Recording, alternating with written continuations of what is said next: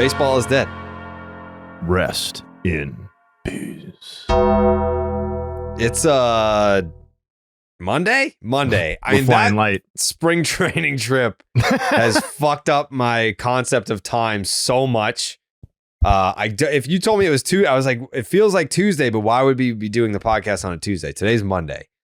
It's a brand new week. I think it's totally fair to still be recovering from that trip. I mean, in particular for the two of you, you guys were there 3 extra days or 2 extra, whatever it was. But I'm even still recovering. I think that red eye home had something to do with it. But it was a fantastic trip, but the body needs time.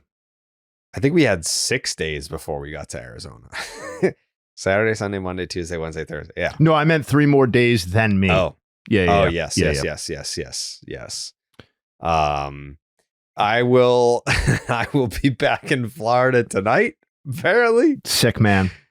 Going back tonight, but I'm coming back to Boston tomorrow night.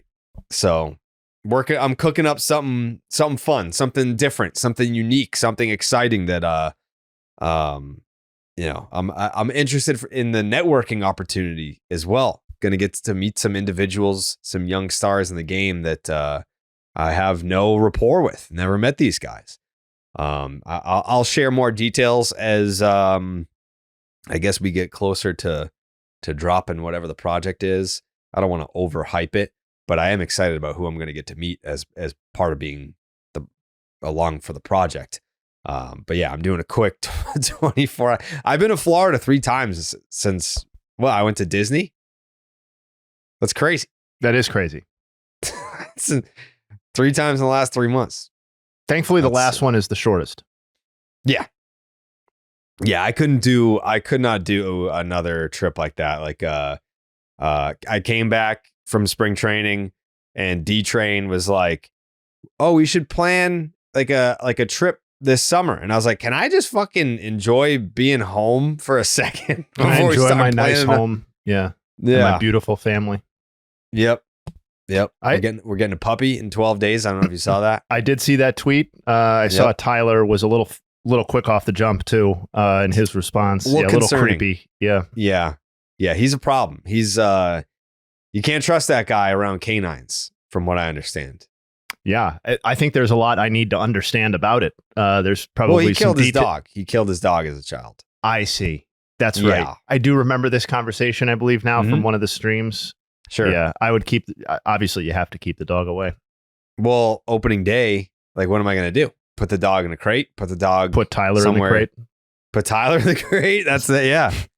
Yeah. Maybe, Jake, let's get a crate for opening day. I think that's the key. The old flipperoo. Yeah. Yeah. Let's get a fridge-sized crate to put Tyler in so that we can do the opening day stream without any incidents happening with my puppy, who will be, by that point, like 2 weeks old, maybe, or not old, but like at the house for 2 weeks. Slap some underdog branding on the crate. Yeah, why not? Throw Tyler in it. Yeah, I think that's good. Yeah, like he's just a concerning individual. But shout out to Clayton, who is a BID listener. That's who I got the puppy from. Oh, that's cool. Him and his wife. He had just heard that, over time I've been talking about wanting to get a puppy.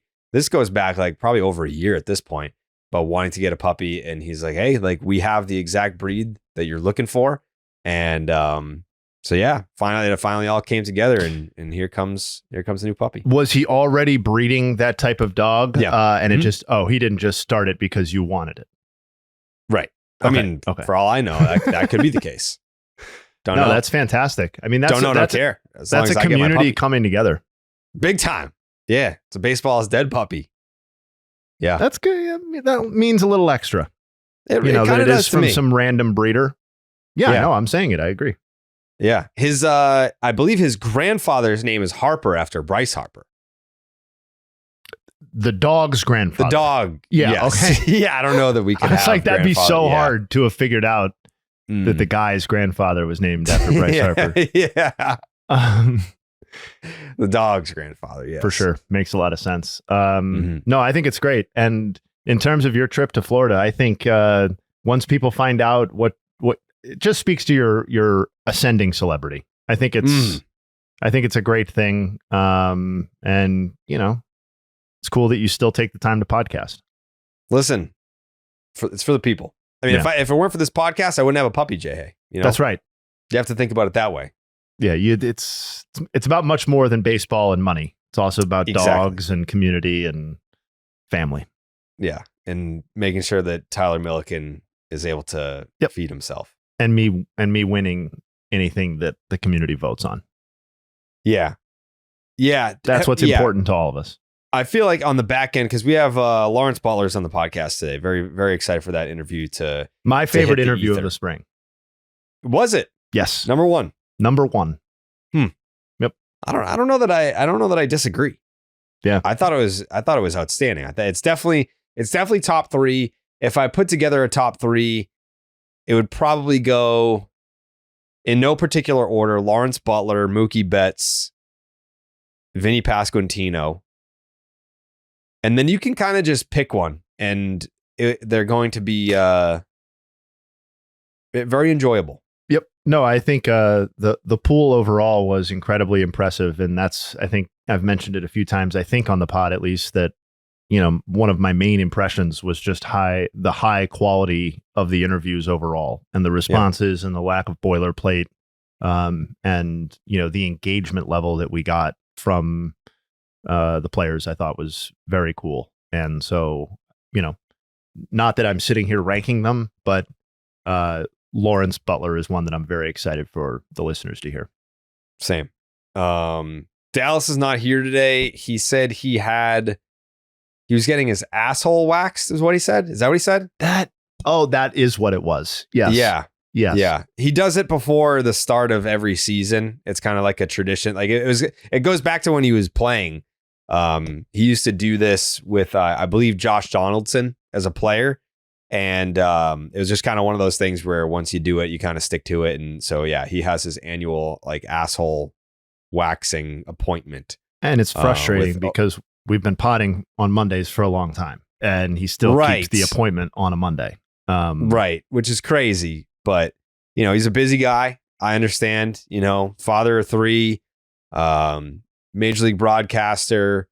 Now he's a hair model. Mm-hmm.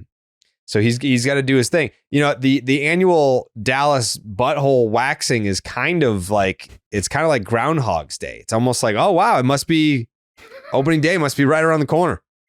We are nearly here. The butthole has waxed. Yeah.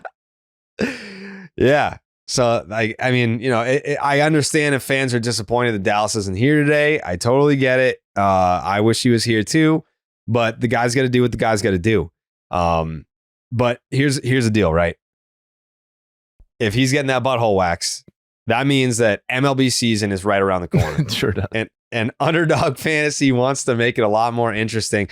Underdog Fantasy is the easiest place to play fantasy sports. Playing their pick'em game is as simple as selecting higher or lower on player stats, strikeouts, total bases, home runs, and so much more.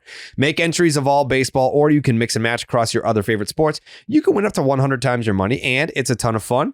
We will be mixing and matching across all games. I don't know maybe I could see Jay Hay doing some basketball or something like that. Definitely Coley, I could see him doing that as well. I'm going to stick to just baseball, but I'm going to be mix and matching across multiple games, multiple players with my picks on opening day. We will be doing the live stream live from Casa de Carabas here, and hopefully we have the setup is done by then. Word on the street is that we're getting started on Wednesday, so we're going to have the new setup. Very excited for that. And make sure you sign up with the promo code Jared. That's JARED to get up to $1,000 in bonus credits and a special pick on Underdog. That's Underdog Fantasy promo code Jared. You're going to want to download the app before the live stream. Join in on the fun with us. It's going to be a great day. Yeah, I think it's going to be... I thought last year's live stream for opening day was fantastic and a lot of fun. I think this year it's going to be the same amount of fun, but just with a increased production level. And they're talking monetary reasons to stick around for people in the chat. We're talking maybe you get to see Jared Carabas do a wind sprint. Ooh. Maybe Tyler Milliken do a wind sprint. I feel like he's someone that once he gets going, it's hard for him to stop. Well, maybe we'll put up one of those like big, padded walls in the middle of the street. Yeah. Dallas is going to be piped in remotely, right? Yes. Yes. I mean, his game isn't until 10 o'clock, so plenty of time. Yeah, some people Dallas. were saying that, for production reasons that we could pre-tape a lot of the stuff, the competitions that involve us at least leaving the room. Mm-hmm. But we'll see how it goes. I'm excited for it. Yeah, a lot of reasons to tune in, and certainly I'm excited to be there in person. Jake, how you feeling coming off that spring training trip? I know you've probably been doing a lot of editing and a lot of late nights. How are you feeling right now? Yeah, I'm pretty recharged. I took like a nice 36-hour nap, I think, the day we got back. So feeling good, ready for opening day. Damn. Hell yeah.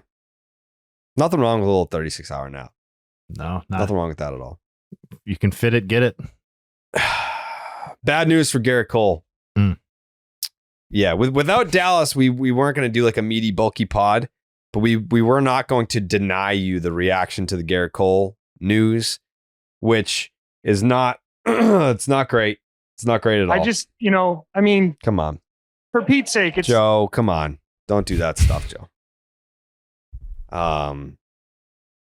It's looking like Tommy John surgery for Gerrit Cole. I actually, I thought he was going to be able to avoid this. I thought that because he kind of like ducked it last year. So I just kind of figured, like, I don't know if you remember when David Price, like he basically had the same thing where it was like, man, there's like a partial tear or Tommy John seemed inevitable for David Price, but he was able to just rest, rehab, do what he had to do, take time off, move to the bullpen, and then just kind of healed itself without him having to get Tommy John. Yeah. I thought for sure that Gerrit Cole was going to fall into the same category of just maneuvering his way around it. Does not seem like that's going to be the case, Justin Havens. No, it doesn't. I mean, obviously it's an incredible blow for the Yankees. It's not so much that they can't win a lot of games without Gerrit Cole, but it certainly takes, it shaves off the ceiling of what this team can potentially accomplish. It's really frustrating from a 2025 perspective because this team is built to win in the present for sure. I mean, not that all of the players on the team are old, but most of the important players are old. The people they imported during the offseason are win now players. So obviously the expectation, as it always is with the Yankees, is that they're going to win big in the present. And if they lose Gerrit Cole for an entire season, and then that really does start to then jeopardize parts of the 26 season. Like we all know how Tommy John surgery works at this point. Are you getting a fully optimized Gerrit Cole in even 2026? Maybe, but I think that's very much an open question too, if he has to undergo that surgery. So we're talking about a guy who may lose 1+ seasons in the middle of his prime, which is horribly. And also, the other real point to hammer home is that it's also Aaron Judge's prime. Like this is really every move that the Yankees make is really all about maximizing the window for Aaron Judge because of his all-time great player status and ability to almost single-handedly carry a team in a way that very few baseball players can during the regular season, at least. But this sucks, man. I mean, I know it's like, oh, the Yankees, so whatever. There's like a large portion of the baseball community is going to not laugh necessarily, but not feel badly for the Yankees. But if you're a baseball fan, losing a guy of his stature on a team that's intending to compete at the highest levels does suck. I'm with you with the whole legacy thing too. And the Aaron Judge stuff is a great point because this is Aaron Judge's age 33 season? I don't think he's quite that old. He's 32, but he'll be 33 in April. This is age 33. You're season. right. You're right. I was wrong. I was right. You were right. I was right. Age 33 season for Aaron Judge. You spent all this money on him. You spent all this money on Gerrit Cole. Gerrit Cole opted out, and the Yankees refused to tack on that extra year. And he was like, well, fuck. All right, you call my bluff. Can I get that money back? And they were like, sure. Sure, why not? So what was it 6/144 is what it ended up being? Yeah, he 4/144, right? 4/144. Yeah. Yeah, he's getting 30. He's owed $36 million a year from this season through the 28 season. So 4 more seasons at $36 million a year. So Yeah. like, yeah, the Yankees can absorb a $36 million a year hit. Like that's not even the end of the world. It's just that you're losing a guy in the middle / back end of what his prime should be his prime. Like when he comes back, what sort of pitcher are we talking about for Gerrit Cole? Are we talking about a guy who can be a true number one for your team? I think that's a very much an open question if we're talking about a guy coming back from Tommy John at age 35 or whatever he'll be at the time that he's pitching meaningful games for the Yankees in 26. So you're burning another year of Aaron Judge's window. For sure. Is all. The Aaron Judge era, I mean, no Juan Soto. Aaron Judge is in his age 33 season, and Gerrit Cole, you're probably not going to see him until what, August of next year? Yeah, or whatever it is. Like people come back in different windows, but yes, I think you're talking about like at the earliest, probably June, right? At the absolute earliest, if he undergoes the knife, like next month or a couple of weeks from now, or whatever it is. I'm just factoring in the age. Like he's no spring chicken. No, and I think that they're going to want to ramp him up slowly, I guess. Unless, and like, who knows what the Yankee situation is a year from now? Like maybe they're 5 games out of a playoff spot, and they need Gerrit Cole to come back quicker, or whatever. And he's a great competitor. Like I could see him being like, who cares about ramping me up? Like they need me now. We don't know what the situation is going to be like a year from now. No, you're 100% right. It could absolutely be August, and that open question is absolutely the point. What version are you even getting next season? And like, it seems like we're writing the obituary for the Yankees 25 season. And I think like I am. Well, are you in terms of their championship equity? Is it like, do you think I think they can still win the AL East conceivably without Gerrit Cole. I don't think that's completely in the toilet. Some things have to go horribly wrong for like the Red Sox and the Orioles. I mean, I'm picking the Red Sox. I have not wavered off of that proclamation since the Bregman signing or whatever, but like I do think that the AL is enough of a muddled mess where I don't think any team can make a legitimate claim at being great right now on paper. Fair. And so if that's the case, maybe one team ascends to that level or multiple teams do during the regular season. But as of right now, like I think it's fair to still say that the Yankees are among the teams that are relevant in the AL playoff picture. And if that's the case, then who's to say that they can't still make the World Series from there? I just think, obviously, goes without saying that it is a uphill battle without your best pitcher. And it's an uphill battle to win any given playoff series without a guy who is signed, at least in part, to win those sorts of games. So, but like if we took the Yankees name off of this roster as it stands, even without Gerrit Cole, I think the reaction would be, this is a team that will be competitive for the playoffs. Like Max Fried, Rodon. I know we made fun of the Stroman situation. He sucks, Jay. Dude, but in terms of regular season equity, like Carlos Rodon showed last year that he can deliver a full season's complement of starts at an average or slightly above average level of like run prevention. So like if Max Fried is your ace, he's now like their fucking number 2. Totally. And they need Clark Schmidt to show up. Like they need more from Clark Schmidt in terms of quantity than he has previously delivered. I'm a 4.39 FIP for Rodon. The year before with the Yankees, a 5.79 FIP. I mean, like split the difference there. Like call it like a 5 FIP. Like this guy blows. Okay. For the sake of argument, let us say that Carlos Rodon blows. Okay. Yeah. And you just think he's kind of like a replacement level guy. Fine. Yeah. I think he's better than that. I'll concede it for now. We are all on the same page that the Orioles are on some level a competitor or a postseason threat. Sure. On the list of teams that are going to compete for the postseason. I pull up their rotation and it is definitively worse on paper than Yankees without Gerrit Cole. It just is. And you can't tell me that the Yankees offense is definitively worse than what we're going to get from the Orioles. So like, I just think like, yes, it sucks. And yes, it eats into their champion. Oswaldo Cabrera is their third baseman. Like Anthony Volpe is their shortstop.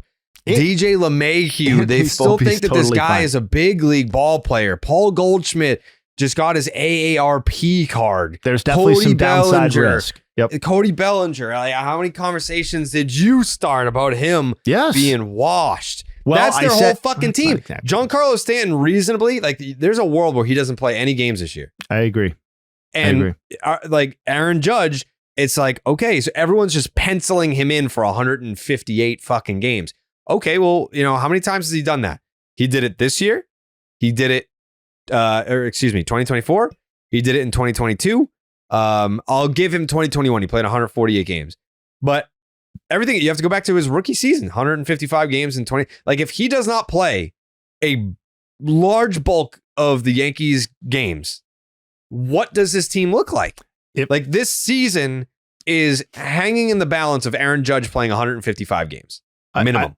I would agree that, I mean, Aaron Judge's presence or lack of is what makes them a potentially very good team, and also what creates a lot of downside risk, which is that, yes, if he gets hurt and misses a significant chunk of the season, they are going to be hugely impacted by that. And given what we think the AL East is going to be, I think it's fair to say that they would be very quickly find themselves in a place where they could be third or fourth in the division. I think that's I think a fourth place finish is among the possible scenarios for the Yankees in 2025. I agree. I also think if finishing Judge first or second or winning the wild card is in the conceivable cards too, without Gerrit Cole. If Aaron Judge plays 120 games or fewer, the Yankees have a losing record. Oh man, but do you know, like, that sounds totally viable. Do you know how hard it is historically, or how rare, I should say, it is for the Yankees to actually have a losing record though? Like, it just like never happens. This would be the year that would happen. Because they built a roster that they didn't know they weren't going to have that roster until the very last second. It would be different if they built a roster and the roster just wasn't good. But if you lose Gerrit Cole for the whole year, which it looks like that's going to be the case, Giancarlo Stanton for the whole year, there's no line of protection for Judge, and the replacement guy, like, you lose Juan Soto in free agency, your pivot, like, I understand, like, they brought in some pieces to pivot where it's like, yeah, we like that as a total package, but is Cody Bellinger protecting Aaron Judge? No. Is Paul Goldschmidt protecting Aaron Judge? No. There's no one that's going to do that. So if Aaron Judge is not playing 155 games with a fucking 9 WAR or better, then what does this team look like? The year that they didn't make the playoffs, I believe they were a game or two above 500, and he played 100 and change games. So I was going to bring up 2023, and I think that is the absolute floor for this team, and they went 82-80. So if you want to say that's close to a losing record and we're on the same page, then that's fine. But they had Cole. But Judge played 106 games that year. So it's exactly the sort of scenario that you're talking about. With Cole, though. But do you know who else they had in that rotation? It was it is hard for me to imagine, even as skeptical as you are of some of these names that are not Gerrit Cole, for the rest of that rotation after Gerrit Cole was not just not good. It was fucking putrid. There was not a single other starting pitcher who delivered them league average work that year over any sort of meaningful stretch as a starter. Luis Gil, gone. August. See ya. See you in the second half. Yes, and that's worth bringing up too. That the guy who was penciled in as being your number 3 or number 4 or whatever you as a Yankees fan wanted to see him Schmidt as is this rotation's only hope. Well, I don't know about only hope. I agree. If you want to identify a swing man, if you want to identify the X factor sort of guy, I think it absolutely is Clark Schmidt. But I think he also showed enough last year to be pretty optimistic about him. If you're a Yankees fan or somebody who's trying to see the positive side of the, I am optimistic about him. Yeah, well, I mean, he 285 and 16 starts last year with a pretty convincing strikeout rate. I think it's conceivable that if he gives you 25 of those type of starts, or something maybe even a little less effective, then you're cooking. This team is gonna suck and blow. All right? You want you want to make a bet, Jay? I do kind of, yeah.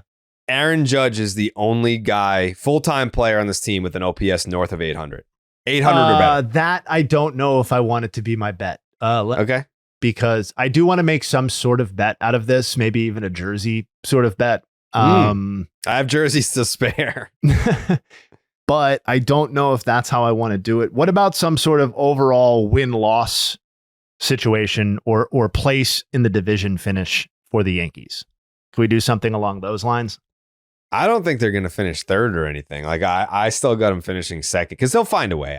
Okay. All right. The other thing that is going to bother me is because of everything I'm saying critically about them right now is correct. Yeah. But they're going to use that and be like, no one believes in us.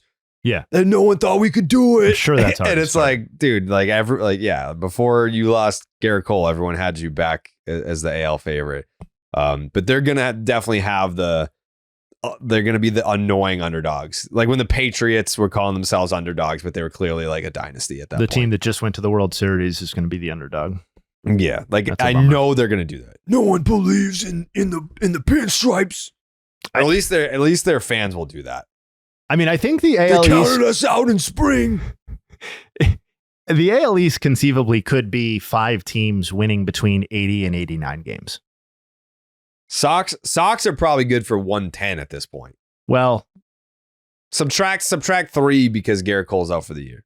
Yeah, that's a huge devastating blow. That was a good tweet by you. Nice reaction. Is Ben Rice their DH if Stanton's hurt? What the fuck is this? What is this team, Jay Hay? I think, okay, so if we're really going to do this, I think Austin Wells is average or above average at catcher among catchers. Okay. Average at what? At being an overall catching asset. Catcher? Okay. Right, sure. Yeah. Offense, defense, framing, receiving, the whole thing. He's average or slightly above. Aaron Judge is obviously a superstar. I think Cody Bellinger is roughly a league average player, particularly if he's playing center field, if he's giving you center field defense. And I don't think that in any way conflicts with any prior thing I've said about Cody. Yeah. Paul Goldschmidt, I think, is a significant question mark, and I'm willing to concede that is a potential real big downside. Nothing for the Yankees. Nothing burger signing. Yeah, but he Jason also Dominguez. But sucks. hold on. No. But hold on. But Paul Goldschmidt may be on the back end of his career, almost certainly. But he could also provide league average work at first base. That's basically what he was last year. Jazz Chisholm, I think, is in line to actually produce a pretty significant season. I'm pretty optimistic on Jazz if he can play 500 or 600 plate appearances this year. Jazz has pop, but the overall presentation will be underwhelming. Like I could see him hitting. Volpe is a good shortstop. He is I'll be the Aaron Boone of this segment. He is a good shortstop. Sure, but he's not that good. And he's a 2 or 3 win player. And that's his floor right now, I think. That's not that good. That is, if that's your floor as, what is he, entering his age 25 season? Like we were talking, like Red Sox fans were talking about trading for Nolan Arenado, being like, oh, he's washed, he's old. And it's like, all right, well, but he can still be like a 2.5, 3 win player. And it's like, all right, fine. And like, that's Volpe in his prime seasons. No, hold on. Volpe has played his age 22 and 23 seasons and has been a 3-win player in both of those seasons. Yeah, he's a fine player. That is his floor, presumably. No, he's not going to get any better than this. He's fine. He's a fine shortstop. He's not an all-star shortstop. He's not a superstar. You put him over there, you feel fine about it. I feel fine about Anthony Volpe. I think we're saying the same thing, but okay. Yeah. The point about Jazz is he's going to hit his homer. Like I could see him hitting 21 home runs, but still not having an 800 OPS. That's possible. That's maybe even likely. Jason Dominguez, I think, is absolutely a good player. What, Jay Hay? He's not good at anything. No, this is I feel like we have like Objectively, eight bets here. All right.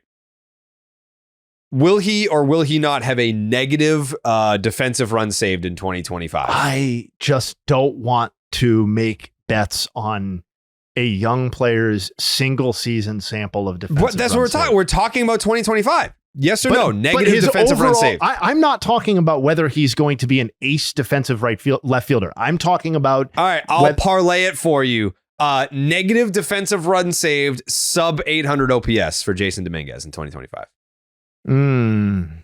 So both of those have to hit for you to be right? Yep. Yeah, I'll make some sort of bet about that. I don't know if I want a jersey bet over that, but I'd rather make that more of a team-wide thing. But yeah, I'll do some sort of bet on Jason Dominguez's parlay there. All right, when we do the playoff live streams, I will DoorDash you whatever snack or snacks plural that you want. Okay, I like that. That's a good one. Yeah. And vice versa. Yeah. You want ice cream? You got it. You want chips? You got it. Soda? You got it. Okay, deal. Whatever snacks you want for a playoff live stream, I will spoil you. But he has to have a sub 800 OPS and a negative defensive run save for 2025. Jason Dominguez. Episode 311, folks. You heard it here. Discord. Done. You got me. Mark it down. That's an easy one. I'm going to have so much ice cream. I'm going to get sick. I'm going to have so much ice cream. Yeah, I'm going to have so many Skittles. Skittles. Oh. You're not a Skittles guy? Come on. No. Oh, that's crazy. No. All right, keep going down this dog shit lineup. What about Oswaldo Cabrera? You got him? Well, he's at the very end. How many number 9 hitters do you want me to pull up around baseball and say, is there a question mark about this guy? Can they're all Oswaldo fucking Cabrera, question marks. They're 9 hitters. How about a 700 OPS? Do you think he can get there? I do think he can get there, yes. Oh, my God. I do also think that. The Connecticut is rubbing off on you. No, he won't. No, his Oswaldo Cabrera's OPS will be in the 600s. My whole wife's side of the family is Yankees fans. Right. But the osmosis is poisoning your brain. I was just in Massachusetts, deep in the heart yesterday. Yeah. Actually. Yep. I touched base with my Red Sox Nation. Came up for my niece's 4th birthday party and then went back home. That's exciting times. So I try to stay balanced. Great state of Massachusetts. Commonwealth. Yep. Shout out Lottie. Happy 4th birthday. Happy 4th birthday. Is there anything positive you can say about this team besides Aaron Judge? I've tried to say so many positive things. I feel like I am coming down on the side of this team being, but that's the thing about the AL. And I think that's what we're not losing sight of, but is worth repeating, is that all of this is predicated on the AL lacking truly elite baseball teams that are going to get in the way and make this team be an afterthought. It's very possible that several teams will be better than this team, but it's very unlikely to me that several teams are going to put this team in the dust. This could possibly be an 80 team, Jay. But even if that's what you think, and I think Carlos you're being pessimistic, Carrasco is going to be is going to have to make 25 starts for this team. That can't happen. All right, give me your Yankees rotation now. Fried. I don't know who the number 5 starter is right now, and I think that's okay. Stroman is your number 3. Yeah, Stroman. Schmidt's your 4. Sure, whatever order. And Carlos Carrasco. I hope not, and I really do love Carlos Carrasco. So then who's your 5? My favorite recent Guardians. Who's your 5? Cleveland players. I don't know. So it's Carlos Carrasco. Maybe Will Warren gets some starts. I don't. Oh my God, Will Warren. Jake. It's not a great answer right now, but Will Warren. Now, what did I do wrong? What did I see wrong? We got Will Warren making starts. Don't worry, guys. Don't worry. It's not. We don't suck. We're not a bad team. We have on Will the number Warren. 5 starter. Poor guy. They've got holes in the number 5 and the number 9 spot in the lineup. Fucking, they're like so many other teams. That's the thing. I can't even believe it. Thank you, I can't even believe it. I don't believe in what I'm hearing right now, John. They've got an excellent bullpen. Yeah, you got to get to the back end with a lead. I just don't know that they're ever going to do that. I think you're being too harsh. No, I think I'm onto something. You just said they're an 82-80 team, but said they're finishing second. I think you need to figure out. I think the other teams suck too.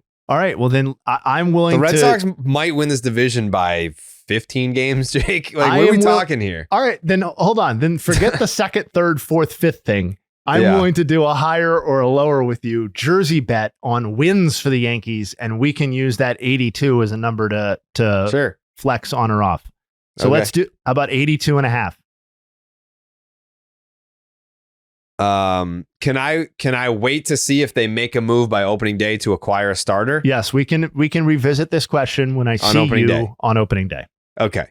Yeah, because if they panic pivot and go and trade for like Dylan Cease, then that Sure. obviously changes things. Yep, we can wait, but let's revisit it then. Let's revisit on opening day. But as of right now, I stand by everything else that I said. This team blows. Can I do a quick Gerrit Cole aside, like Yeah. specific to him before we Mhm. move on? Sure. Because I know we want to get to Lawrence Butler, but Yeah, we do. like the significant thing for me, I think too, is I'm obviously not a Yankees fan, so whether they win the World Series or not, or can win a World Series is not the most important thing for me. But like for Gerrit Cole, I think, you know, we've talked a lot about like the death of the traditional ace or whatever, and you know, it looked like Gerrit Cole was sort of going to be like, I know Chris Sale is ahead of him in terms of like career wins above replacement in terms of like post Scherzer, Kershaw, Verlander. But, you know, Sale is also several years older than Gerrit Cole. And, you know, I think in some ways Cole kind of up until recently was kind of like the best hope to make a run at not significant statistics, but like have kind of a robust pitching resume as it relates to the Hall of Fame, more in line with a CC Sabathia than, you know, maybe than a Felix Hernandez or something like that. And I think that's still possible. But, you know, over the last 2 seasons, we're now talking about if he misses all of 25, we're talking about 17 starts in 24 and 0 in 25, question mark in 26, in what should have been the back end of his prime. And that's not to fault Gerrit Cole, obviously, in any way. But, you know, when he won the Cy Young in 23, I think the expectations were a certain way for, you know, his 33, 34, and 35 seasons. And now we're looking at, you know, not a complete wash, but certainly not a significant advancement of his placement historically. And I now think he's inevitably going to have a much more complicated Hall of Fame case than it looked like he was going to have, you know, as recently as 2 years ago. I still think he's a slam dunk Hall of Famer. Do you? Yeah, I mean, like he just did Corey Kluber's podcast. Yeah. And they were talking to him about, you know, like the Nolan Ryan thing, how Nolan Ryan never won a Cy Young. And, you know, you finally got that one Cy Young. So, you know, that had to be bothering you that you're basically the best pitcher of your generation, but you don't have the hardware to prove it. And then he gets the one. But, I mean, the career wins above replacement is 42.8. Yeah. Like, does he need to get to 65 in order? It's like, oh yeah. Like, I don't know that, like, the way that at least I'm thinking is it's not like his career is over and then you have to go based on this. No. But I guess like the dominance, like the 200 inning Gerrit Cole may be a thing of the past. Right. But sorry, I didn't mean to cut you I would off. still vote for the guy. I mean, like, if he retired today, I would have a hard time not voting for the guy just because of my criteria is not like you need X amount of wins above replacement. Like, if you were the best of the best for a decade period, then you're good. Like, I don't know that I don't give Hall of Fame points to guys that just hung in there. It's like, all right, cool. You're a Hall of Fame rehabber, or you're a Hall of Fame guy who spends more time in the training room to get your body ready to play more. Like, some guys were just fucking greater for a decade, a 10 season span. And then they either fall off or they retire. They're like, it's not worth it. My body's failing, whatever. And some guys just hang around. And like, how many guys are just fucking all-stars for 20 seasons? Like, I know that if you go back to like the Willie Mays and those guys, like back in the day, they would just make the all-star team based on their name. They didn't necessarily have all-star seasons. But if you are undeniably the best of the best in the sport at your position for a decade period, you're a Hall of Famer to me. And that's Gerrit Cole. Yeah, I'm not so much disagreeing with you and maybe the Hall of Fame thing is kind of distracting from, maybe I just should have said, place in history, because regardless, we're still talking about seasons that in terms of him accumulating, whether it's wins above replacement or Cy Young votes or general all-star accolades or whatever it might be, or wins or innings pitched or whatever you value, his age 33, which was interrupted last season, his age 34, which appears to be completely interrupted now, and his age 35, which will be presumably at least partially interrupted in 2026, are all significantly meaningful seasons for that sort of pursuit. And so, yes, Gerrit Cole, he would also receive my vote. I've been on this podcast saying that I think Johan Santana's treatment for the Hall of Fame is a disgrace. And I think Johan's peak was definitively higher than Gerrit Cole's peak. But I think it's a similar situation where if this is the end of him being a dominant pitcher, then he absolutely deserves that sort of similar consideration. And obviously his peak was, if we're being broad about what a peak is, extended longer, maybe than Johan's will be able to have extended. But I don't know, it's just frustrating as a baseball fan to see a guy who looked sort of impervious to this sort of stuff make it through the heart of his prime, get to the sort of back end of his prime, and then be felled by injuries in a way that does disrupt his pursuit of whatever standard of greatness we want to hope that he was going to achieve. Yeah, I think it's just a matter of you want to see him pitch for as long as he can. Absolutely. Yes. But it shouldn't cost him the Hall of Fame ultimately. I think you were talking about peak. To me, peak is your best 7 seasons. But say a guy only plays for 7 seasons and he's excellent for 7 seasons and then he retires and he only has 7 big league seasons, you're not going to put him in the Hall of Fame. It's he only played 7 seasons. But I don't know. Say a guy plays for 20 seasons and he's a Hall of Fame player for those first 10 and he's just kind of okay. It's you're putting him in because of those 10. Agree. Why does it matter that he continued to play another 10? If there's no criteria that says you must play 15 big league seasons to be eligible or whatever, I don't know. It's just if you have the body of work that's Hall of Fame worthy, I don't care what you did before or after that selected period of time in your career where you were a Hall of Fame player. So I think that's totally fair. I just, when we're talking about all-time great players, whether it's a pitcher or a hitter or someone I root for on the team that I root, or someone that plays for the team that I root for or whatever, or an opposing team, to see a player cut down essentially in what is still the prime of his career is frustrating. And whether that's frustrating because you're a fan of the team and he can't perform at a level that moves you closer to a championship, that's fine. Or if you're more coming at it from the perspective I'm trying to come at it, which is that I want to see all-time great players get the uninterrupted run at the highest level of greatness they're able to achieve. And that doesn't always happen for players. I totally understand that. But Gerrit Cole, for a time, you could have in your head said, this looks like a guy who's going to make it through the gauntlet of not succumbing to Tommy John surgery in anything resembling his prime. And he was 32 years old when he won the Cy Young in 23. Yeah. And so it just stinks. And I'm not saying in any way that he's not going to be in the Hall of Fame. I just think that, it obviously cuts down what he's able to achieve. His ceiling from here on out is lower than it was when we were talking about him coming off of being the best pitcher on the planet, or at least in the AL 2 seasons ago. I wonder how much the Yankees knew about this potentially happening, because they were standing on business when it came to adding that option year. And I mean, we never heard any behind the scenes about Gerrit Cole being upset with Scott Boras. You told me that if we did this, that they would tack on the extra year. I don't want to leave the Yankees.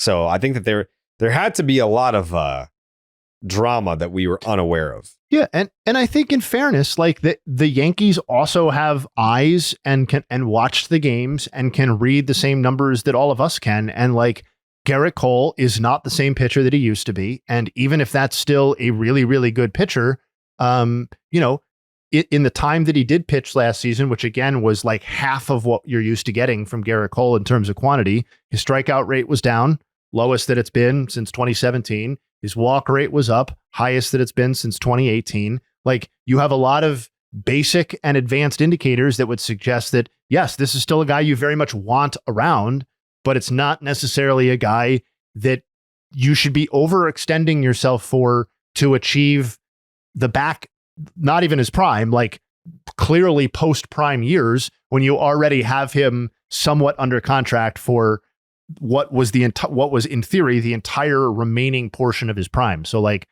I was pretty clearly with the Yankees on how they handled that at the time and beforehand, but like this is not the same dude who struck out nearly 40% of batters in the 2019 season with the Astros. Like, this is not that dude. No. Well, he was cheating, but oh, okay. Yeah, well, you gonna dispute that? No, I'm not. I'm not doing Astros stuff. I've put that behind me. No, it's not Astros stuff. It's Gerrit Cole stuff.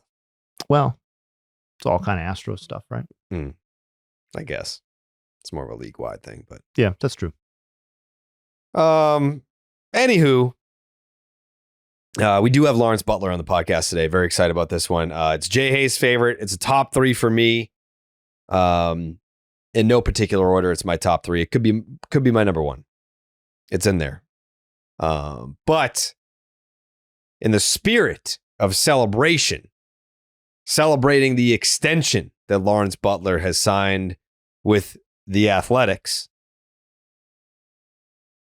Not going to say the O word. The Athletics. Why don't we go into this interview right here, Jake? Why don't we show the folks our conversation with Lawrence Butler?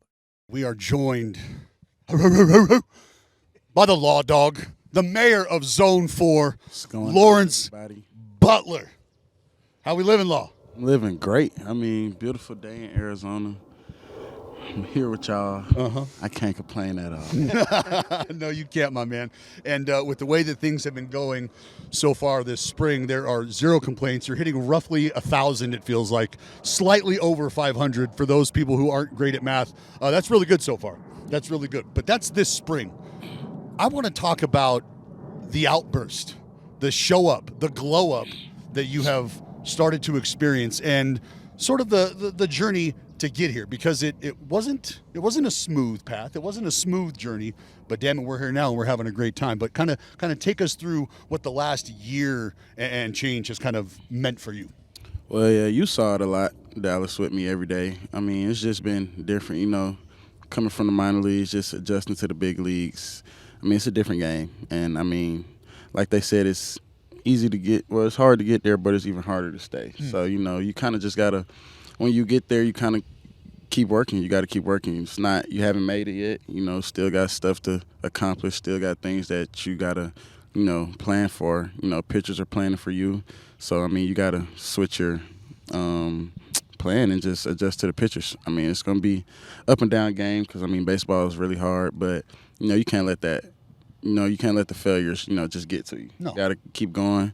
You got to, keep the main goal, and, just kind of let everything else play out how it's supposed to. You talked about the adjustments that you made in the second half of last year. I mean, you were statistically one of the best hitters in the game. A freak. What clicked for you? Like, was it a comfort thing, or was it something where, you made adjustments to your own swing, or something that you saw in different pitchers? Like, what was it that clicked for you? Because it was kind of just like snap of the finger and this dude is like a top 10 hitter in baseball. It was more so me just like beating myself. Like, I was doing certain things in my swing that weren't allowing me to be the best player that I could be. So, me and Darren Bush, our hitting coach, we spent a lot of time watching a lot of video of me, and then we would watch a lot of video of other hitters. Specifically for me, I like to watch Juan Soto. So we would watch Juan Soto, Judge, and Harper. and we would kind of just see how they move, and we would see how I would move, and we could point out the differences, focus on those, do drills to, kind of get me within some what they're doing, but not changing my swing to theirs, like keeping my same swing, but just, keeping my body in a better position for me to attack the ball and, do more damage. Bro, that is what has been, for me, the most impressive. And, I mean, we'll go back to, you remember what I said to you on the field opening day last year when you had that big-ass smile on your face? You were just soaking it all in. I came up to you, I said, Law, do you understand how happy you make me just watching you play baseball, watching you move around out there and have the fun you do? And that has really carried over in the way that you are adjusting to this game, the way that you are studying this game. And I think that has been the most impressive, because at this age, going through some of these adjustments, I mean, that could be a lot on somebody's plate, but you've been able to do a pretty good job of compartmentalizing that and staying focused on those little things. What has helped you do that? I mean, I just kind of take it back to me being a little kid. Like, I have fun. I've always had fun playing baseball. Sure. Like, I've always had fun, showed emotion, playing with my friends. I've just always had a lot of fun. And with me having fun, I think it helped me have a deeper love for the game of baseball. Okay. Like, I've always been a baseball head. Like, I might not know a lot of the players that have played, but like, I know the game. Sure. And I just really like to learn the game. I always ask Cots questions on like, why does he do certain things? Because a manager can do certain stuff, but like, if you don't know what he's doing it for, it's like you're not really learning. You have no idea. I really want to know, like, Cots, why are you putting this player in this position? Why are you calling this pitch, or why are you sending me on this pitch? And it's just me learning the game. So even when I was 9 years old, my travel ball coach, we would have practice in a cage. Okay. And before we do anything, we would have to take a full test, like multiple choice test. Some of the questions would be, he'd put a diamond on a paper. Okay. And it'd be like, ball in the gap, runner on first, double cut, draw it where everybody's supposed to be on the field. Love that. So you could really put me any position and I know where to go. You know what's up. It don't matter. You know where to go with the ball. You have an idea. You could put me at short, pitcher, catcher. I'm going to know exactly where to go every play. I mean, that's incredible. Had you ever come across attention to detail like that, either before that happened or maybe even after you experienced that? I mean, shout out Coach. Who's Coach? Joe Austin. Shout out Joe Austin. Let's go. Man. Joe Austin. It's R.J. Austin's uncle, the one who played at Vandy right now, who's tearing it up. That's his uncle. But yeah, I mean, he'll be a big leaguer. Yeah, exactly. I've always just like wanted to know why people do a lot of things in the game of baseball. Because I mean, like when you're young, you're watching big leaguers. You're just kind of like, you're seeing them do stuff, but you don't know why. Right? How's it happening? The why is the most important part of why they're doing something. So to me, it's like, I just really want to know, what's the purpose of you doing whatever you're doing on the field, and that's kind of where Joe Austin would come in and kind of teach us why players are doing certain stuff. Like, I used to even wonder, like, you would see the infielders kicking the dirt around. I'm like, why are they doing that? Smooth it out. He like smoothing it out. No bad Exactly. hops. So when I was young, I really focused on everything. Like, I would watch a player that I like, and I would just watch him the whole game and just kind of whatever he does, the way he runs, walks, talks, chew gum. Sure. Like, I want to. Well, who was the dude on the wall? For Who's me, the poster? For me, I'm a Braves guy, so I would say Andrew Jones, Chipper Jones, and Freddie Freeman. Those were three players that I would love to watch. You can model any part of the game after and be I okay could with just it. watch them all day, every day, and I'm just like, those are the players I'm supposed to be watching, and I know they're gonna give me a good example of what a big leaguer is supposed to be like. For sure. Yeah, so I like those guys. You mentioned working with coaches and being able to look at the Sotos and the Harpers and their swings and how they move and everything. How important is it to talk to your fellow peers about hitting tips and just being able to talk hitting with other guys that have had success in the big leagues? I mean, it's huge. I mean, Dallas can tell you. I mean, Brent Rooker's probably the most intelligent hitter I've known. I mean, his thought process going into a game is unmatched to me, because, I mean, he'll have a plan. We'll have a hitters meeting, and they'll ask Rook, what you got? He'll give us a plan, and you'll go through the video, seeing the picture, and you're like, damn, that's the exact plan that I need to be successful against this guy. And granted, every time this might not work, but whatever he's telling you and whatever we're conversating about the pitcher, we even do it in game. It's going to be a good enough plan to where if I execute this plan 9 times out of 10, I'm going to be successful. So, I mean, I love that fact about my team, that we can all come in the dugout, talk about what the pitcher's doing to us, what type of pitches he's throwing to us, where he's going to attack us, and it really does help us. Like, I don't know if a lot of people think that we do that during the game, but to me, it's very beneficial because I love, like, if Seth Brown hits before me and he's telling me what the pitcher's doing to a lefty, I'm a lefty. So I'm going to kind of go up there like, okay, if he did this to Seth 9 times out of 10, you know, pitchers like to do, they have trends and stuff like that. So if he's pitching one lefty one way, 9 times out of 10, he's going to pitch another lefty the same way. So, you know, just me having that little bit of information before I go up to the plate is going to be very beneficial to me on my at-bat. That's what I was going to ask next is, you know, talking to Rook, it's the righty-lefty dynamic. So there's obviously things you can get hit from him, but how beneficial would it be to have, you know, like a slugging lefty that you could just go up there and be like, all right, let's talk hitting again? We got one, bro. Yeah, we got one. We got a couple. I mean, it doesn't really matter if they're slugging or not. I mean, you're a lefty, you're going up there seeing the same pitches I'm seeing. So, I mean, you're going to be on that side of the plate where you can see how the ball moves like I'm going to see how the ball moves. So that's really majority of what I really need in a back and forth between me and the teammate about what the pitcher's throwing. You know, it's not too much on pick selection. It's just more on like what the pitcher is trying to do to the lefties in our lineup. Sure. I saw you gave a quote recently that you feel like you're a little bit slept on. Not a little bit, a lot. A lot. Wake up. And that you're a star in this sport. And, you know, that other people don't realize that yet, to the point Gerrit made about the second half last year. It's kind of their problem. But what I'm interested in is, like, you've gone in a relatively short period of time from one of the newer players in the room to one of the very best, if not the best players in the room, star-level player. What's that, like, mental acceleration like, just looking around knowing what role you play in the room? I mean, it ain't really no mental acceleration if you really believe that from the beginning. I believe I was a great player before everybody else believed it. I believed I was good before it was cool to believe that I was good. Yeah. So, I mean, I don't really it don't faze me. I've had this same mindset that I'm a good player, and I mean, it's whenever y'all realize it, that's when y'all realize it. I've always realized it. Me and my people that believe in me always realized it. So it's not really a mental acceleration. I just feel like it's more of people just realizing the truth, and that's kind of what it is. That's just how I think of it. They're just slow to the game. Exactly, and that's fine. Some people tend to get things later than other people. Yeah, like last summer, we were doing a show together, and I was like, Dallas, I think I have a confession to make, and he's like, what do you got? I think Lawrence Butler is like a top 3 favorite player in the league for me right now, and I think it was before. It was the beginning part of the second half breakout where I was like, I think this is one of my guys now. You play with so much passion and love for the game of baseball. Where does that come from? Is it natural, or like did someone say just be yourself out there? And you know, because there was, I don't know, probably 10, 15 years ago, you know, Bryce Harper breaks into the league, a guy that, you know, you're looking at his swing and stuff, and he was a pioneer for that. Like Cole Hamels lit him up for, you know, hustling and playing hard and being in the big leagues. Right. For playing with emotion. So where does that come from for you?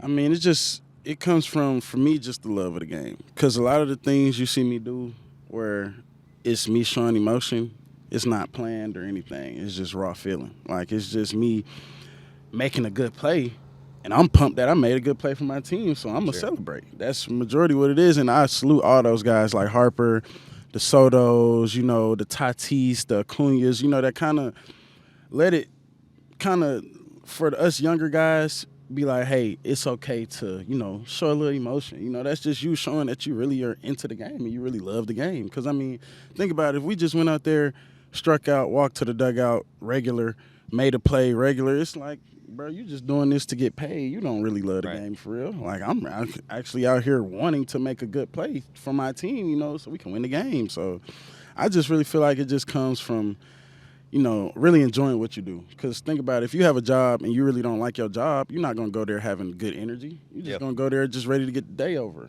I stay at the baseball field all day if I could. No doubt. And, like, just play games all day. I love it. It's fun to me. So I really just feel like it's just from me loving the game of baseball. Your passion is something that absolutely comes through.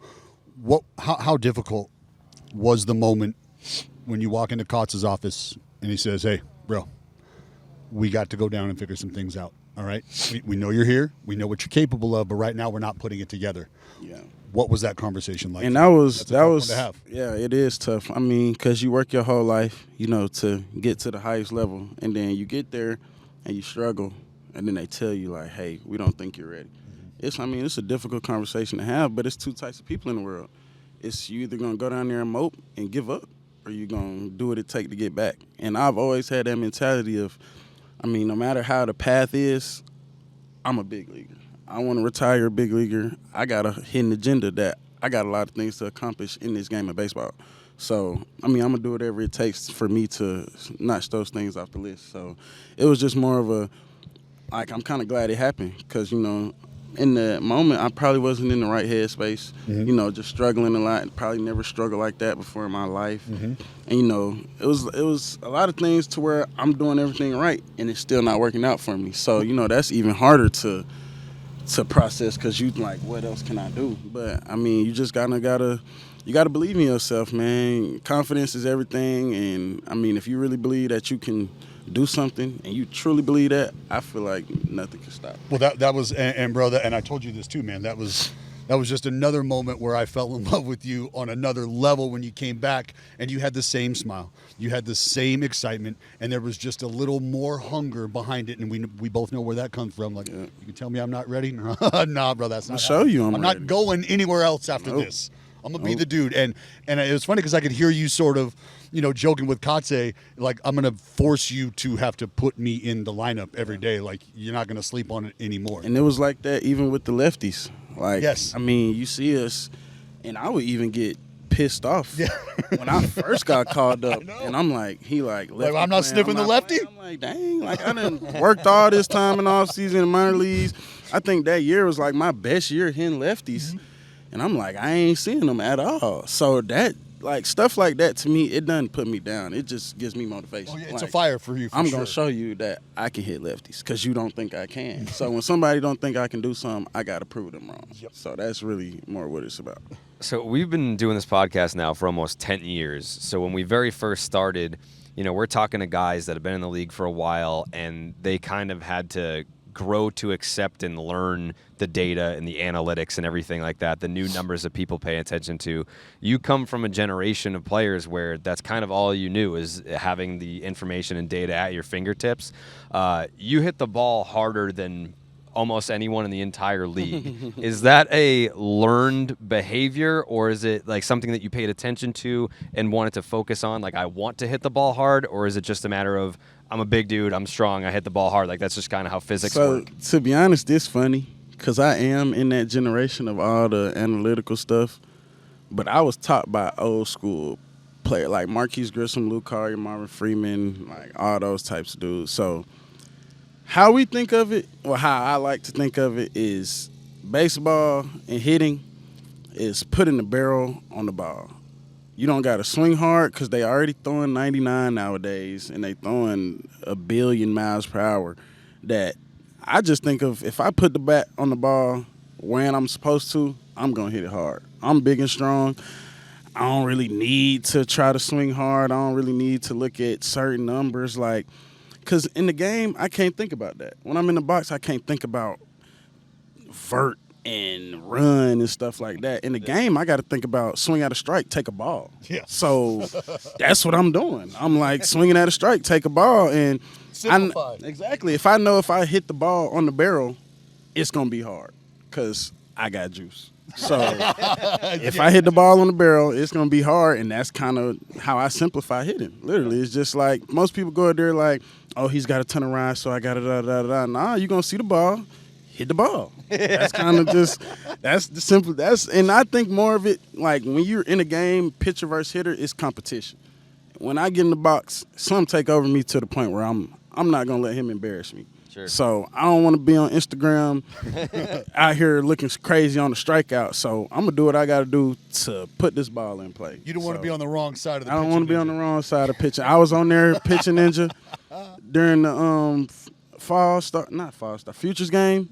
Never again. Never again. We're talking about analytics. We're talking about numbers. We're talking about measurables. We're talking about competition. Now, I've got my ear to the street.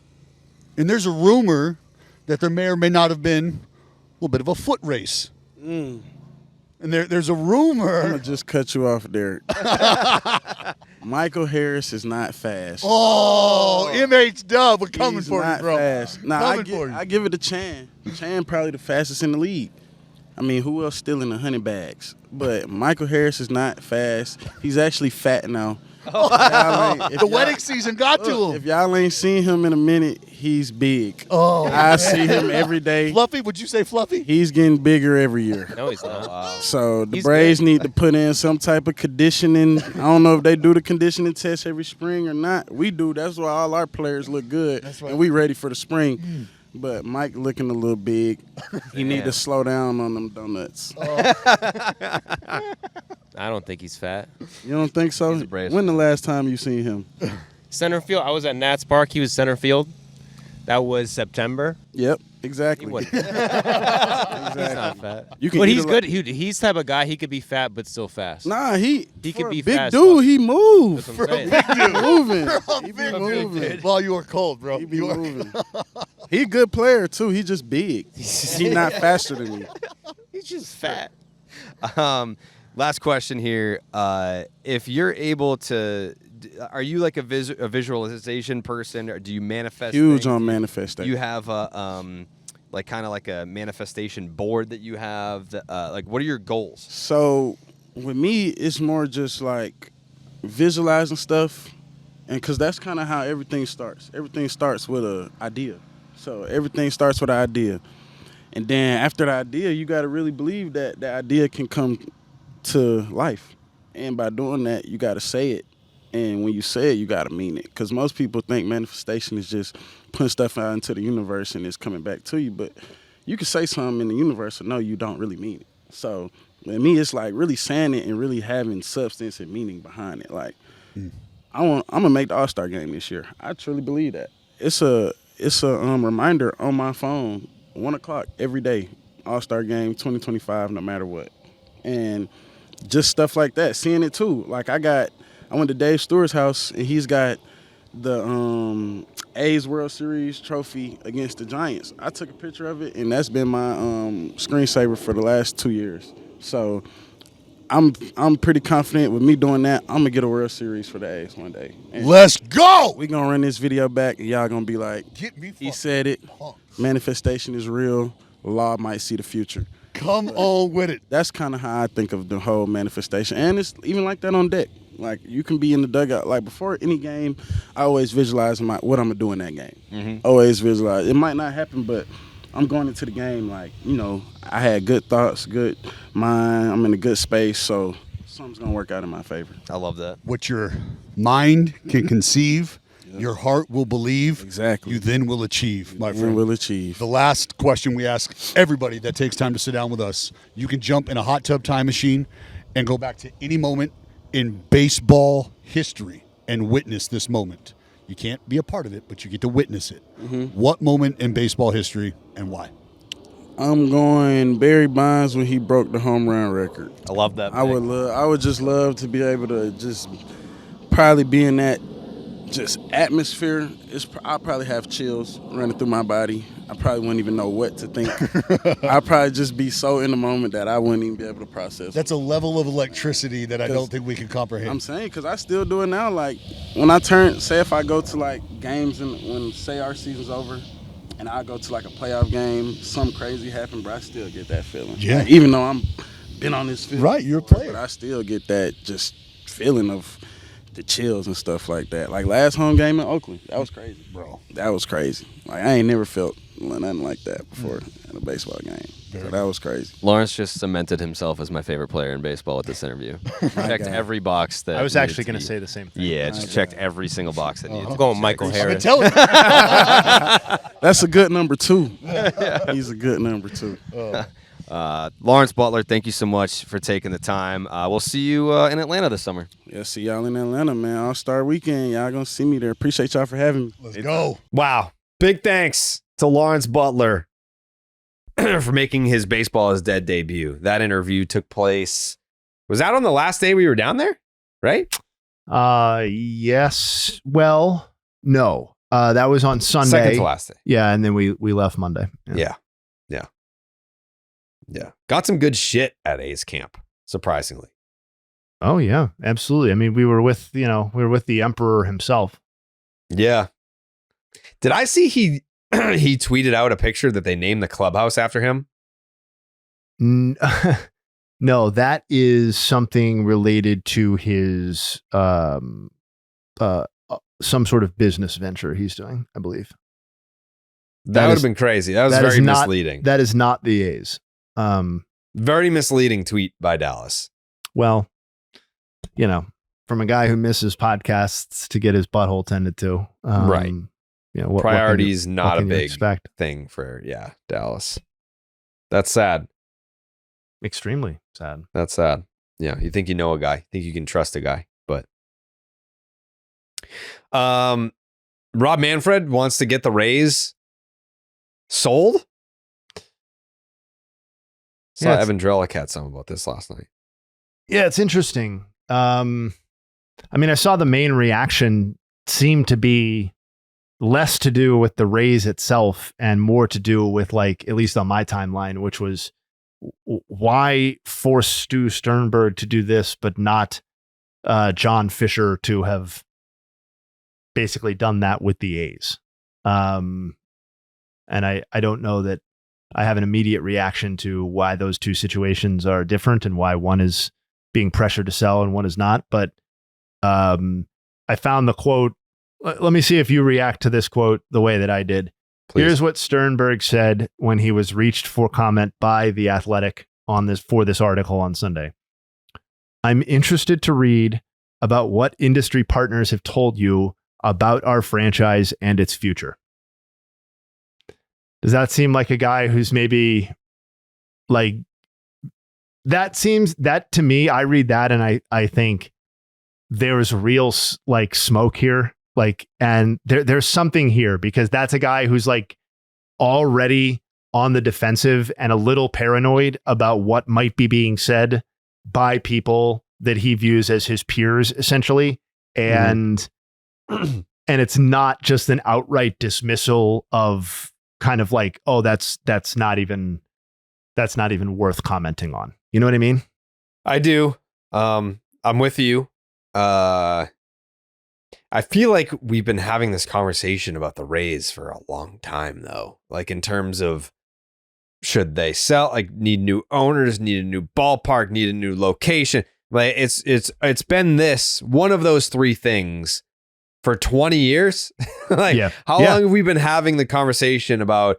Well, the Rays are so poor. Why don't they sell to owners that want to spend? Oh, this ballpark is awful. It's not even equipped for Major League Baseball players to be playing at. Oh, why don't we move? Like no one's going to the games. So like, let's move the Rays to Montreal or Nashville. I think we've had the move the Rays conversation a bunch of times in terms of the attendance. And I've been a pretty big defender of keeping the Rays in. I mean, they're not in Tampa. They're in St. Petersburg. If they were in a better location, I think the numbers would be better. I think if the ballpark was nicer, they would have better numbers. But the example that I keep giving folks is when the Rays first came to be, a lot of people moved from Boston and New York down to Florida. They relocated, and you don't. If you're a Red Sox fan, you're a Red Sox fan. If you're a Yankees fan, you're a Yankees fan. You don't just adopt the local Florida teams, but you stay there long enough, your kids are going to grow up as Rays fans potentially. So we were just starting to get to a point where that generation of Rays fans were, they have like actual diehard Rays fans because they grew up there. But the ballpark gets torn to shreds. They're going to be playing baseball games at a spring training facility. And now you've got the commissioner of baseball saying, sell this franchise, Well, yeah. And I think so one of the things that was brought up when the A's moved to, or basically agreed to move to Las Vegas eventually, is that it takes an expansion city off of the board, right? A potential expansion city. And one of the beautiful things about expansion cities is that they net an expansion fee for every single owner and the league when they happen, right? Every single team in the league is basically paid out when expansion teams come aboard. And so, like, one of the things that's definitely happening here is that I think the overriding number one thing is what you hit on, which is that this has taken too fucking long. Like, it is just dragged on for too long. The Rays are a drain on the current revenue sharing system. They are a recipient of it. They receive lots of it. And there are politicians, or whatever they are, I believe they're elected officials from Florida, talking a very tough game about the current proposal that is on the table from St. Petersburg, that I believe expires at the end, per the article, at the end of this month. And the sentiment seems to be that either this deal is accepted, or there's going to be additional pressures put on by the league to the Sternbergs and the rest of the ownership to basically, I guess, sell the team. Because what the league does not want necessarily is for this team to relocate like the A's did. They think that the Florida market is viable. They think that this situation has been mishandled generally by this ownership group, and whatever sort of divide you want to place on ownership and the local political, I don't know, but it's been mishandled. But what they don't want is for this team to leave and take a city like, or try to take a city like Nashville or something like that the team wants to keep as a viable expansion city. So, like, I think the article went on to say then that, like, and I didn't necessarily know this, that there are other levers that Manfred can pull in terms of funds that the Rays receive that we can generally think of as revenue sharing type funds, that discretionary funds that are up to the commissioner to some degree. And if the Rays don't agree to certain stipulations, like you have to have a ballpark agreement in place by a certain date, then in theory, when the CBA comes up or before, Manfred could start manipulating those sorts of things and kind of change the amount of money that is flowing into the Rays.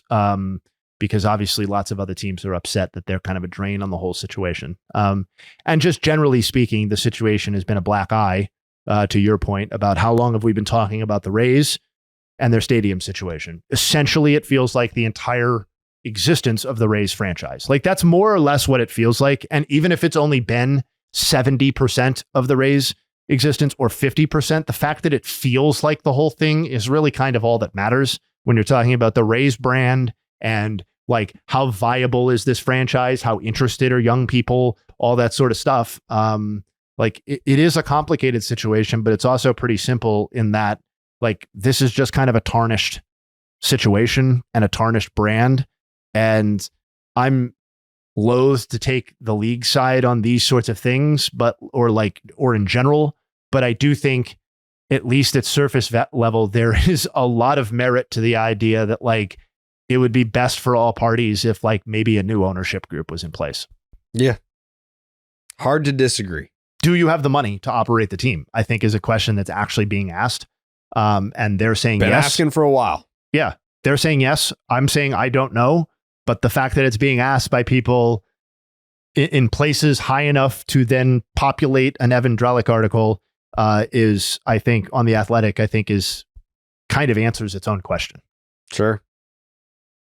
Yeah. I want to say it'll be interesting to see how it plays out. But again, I mean, how many times have we been down this road and nothing has come of it? So I guess we'll see. Yes, we will see. The tone being used by the people in this article seems like maybe we might be coming to a head on the whole situation. Mm-hmm. I do feel like, and maybe that's not till 26. So maybe that's a CBA related thing where we really see movement on the topic. But it does feel like this is more of a real present threat or near-term threat in terms of replacement ownership or something like that than it has been in previous versions of the conversation. Yeah. I would love for the Rays to stay in the Tampa Bay area and have a really nice ballpark and flourish down there. Like there are baseball fans in Florida. Plenty of them. Nobody roots for teams to be like run on shoestring budgets and have to cycle through their players. Like I'm not rooting for the Rays to be that team. No. It's not fun when any teams run like that necessarily. No, but I don't want them to leave Tampa.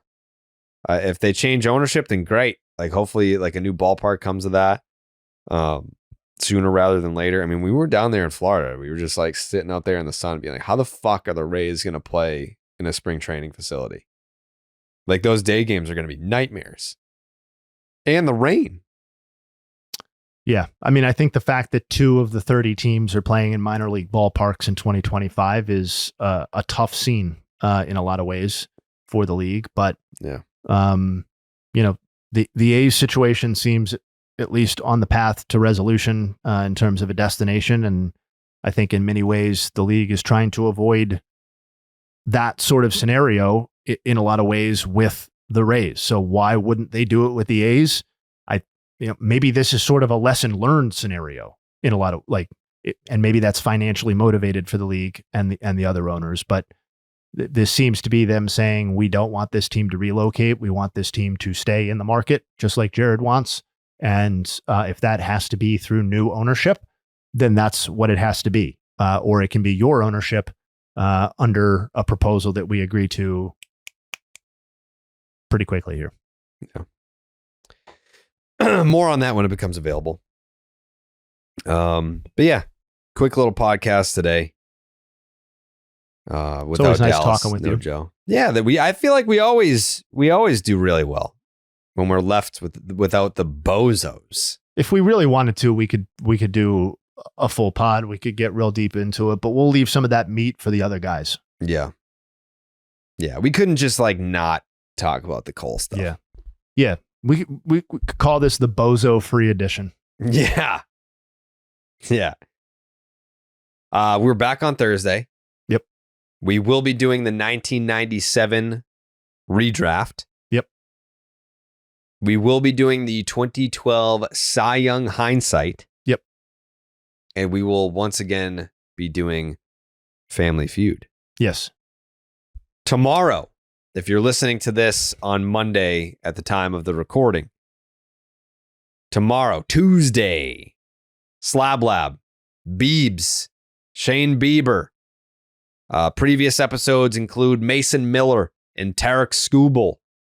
This is episode 3, Shane Bieber on Slab Lab. The numbers are doing really well. Very, very proud of the team for putting out this content. It's interesting shit. On TikTok, I see it's blowing up there. I see some like Instagram reels that are blowing up. The Mason Miller stuff and the Skubal stuff. I think they're really going to enjoy the Bieber stuff. I haven't seen this full episode yet. I didn't get the sneak peek, but I did hear about what was discussed and some of the stuff that went down. So Shane Bieber dropping tomorrow on the Slab Lab. And then again, opening day, March 27th. That'll be the day that everyone sans Dallas comes to my house to do the live stream. And we'll be going all day long. There'll be plenty of underdog prizes for people in the chat. Dong Gong will be rolled out. And it'll be hell of a production. Very excited. Very excited. Baseball almost back. Very excited for baseball season to resume, especially, selfishly enough, because maybe I get a shot to win the fucking division this year, Jay. Wow. I don't know. I think you do. I mean, why not us, Jake? Why not us? So, do you have any final thoughts here today, Justin Havens? Shout out to Lawrence Butler. Thank you for that. That was sick sitting down with him. Dude got paid right afterwards. I know the interview hadn't been released, but I think the buzz about the interview had been kind of percolating.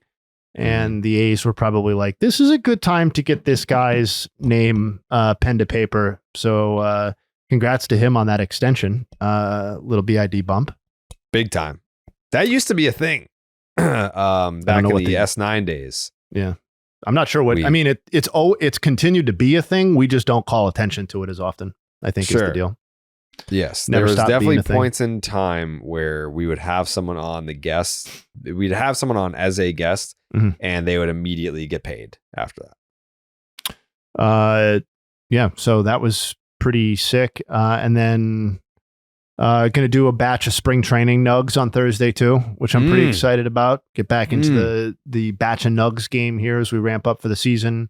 But one I did want to call attention to as a final thought, selfishly, was Gavin Williams of the Guardians. 16 strikeouts in 8 innings pitched at Guards camp so far this season.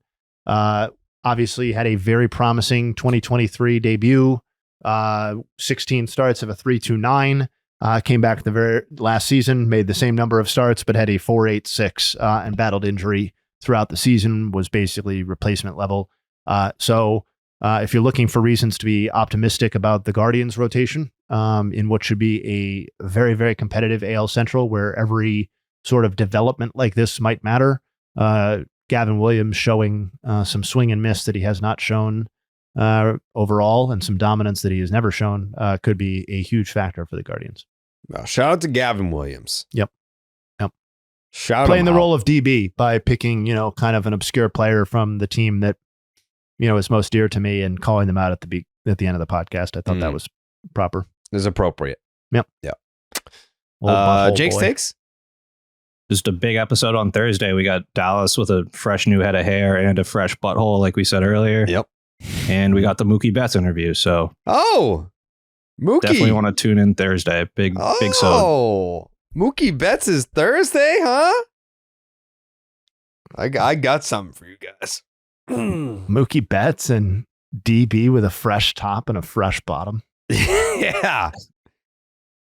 That sounds like a hell of a podcast. And Family Feud and the Hindsight and Nugs and Redraft. Oh my God. I need to clear my schedule for Thursday. That's going to be like a 4-hour podcast. Loaded pod. Loaded. I can't wait. We should put Mookie at the very beginning so it doesn't get lost in all the craziness. That's true. Yeah, I'm excited. 4 hours of crazy. That's awesome. That's going to be a special day. Wow. I'll already be back from Florida by then. Yeah, that's good. You take Wednesday to kind of recoup and then be ready for a marathon on Thursday. Yeah. Or it's just I'm going to need to get one fun. of those like at-home IVs after Thursday. So replenish the system. I think that's totally fine. My final thought, thank you to all the BID listeners who reached out with suggestions for my fat friend Dallas from Saugus for tasty treats as a substitute for, like the sugar candies. A lot of people reached out with suggestions. Appreciate it greatly. So I let him know. That's good. All right. We'll be back on Thursday for what sounds like the best podcast of the year so far. So pretty excited for that. And all right. A few more days, more baseball. Opening day just around the corner. We'll see you then. We gone.